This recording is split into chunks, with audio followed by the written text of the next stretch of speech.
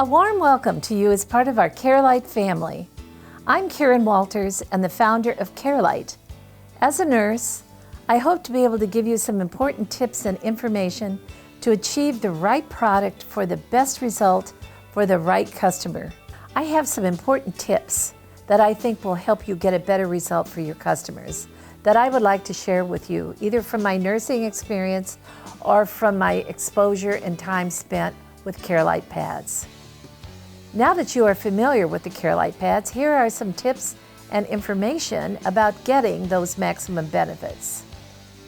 We recommend using the CareLight pad twice a day for the first month, leaving a 2 to 4 hour interval between sessions. Remember, tell your customers it doesn't help them if they leave it sitting on the shelf. And you will need to remind them of this because this happens with some frequency.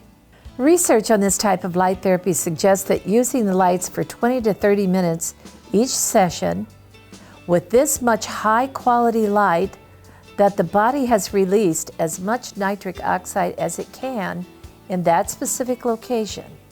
But after an appropriate amount of time, the body is now able to release another significant amount of nitric oxide. First, have the pad next to your bare skin. No socks, sleeves, pant legs, or shirt. If you are using the neck and back pad, be sure your hair is away from the back of your neck and pulled up. We want those LEDs right next to the skin. It has to be easy and simple where you choose to receive your daily therapy and getting the pad in position. The experts at CareLight suggest finding the perfect place in your home that you can leave the pad plugged in. I personally like to do it in the morning and or evening with my PJs on. It is then easy to get my pant legs up, sleeves up, to expose my lower back without anything interfering with the pad touching the skin.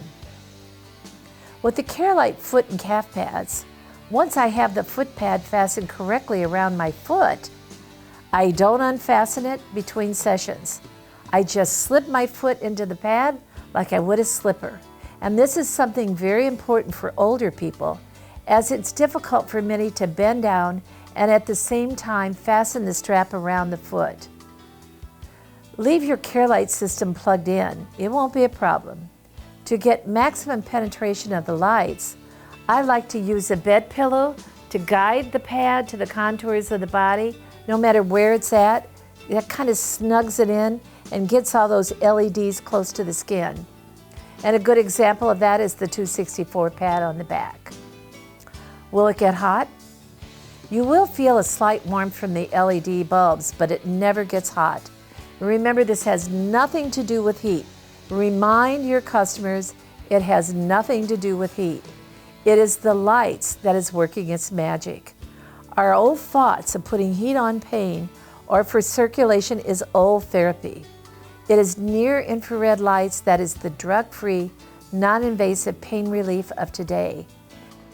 I think it's an interesting fact that 60% of the heat generated comes from the metabolic process of the cells doing their job using oxygen to produce energy. When light is applied to a cell that is damaged or it's not functioning well, it starts to work again. That's what we want. The heat in the tissue is an indication of those cells starting to work.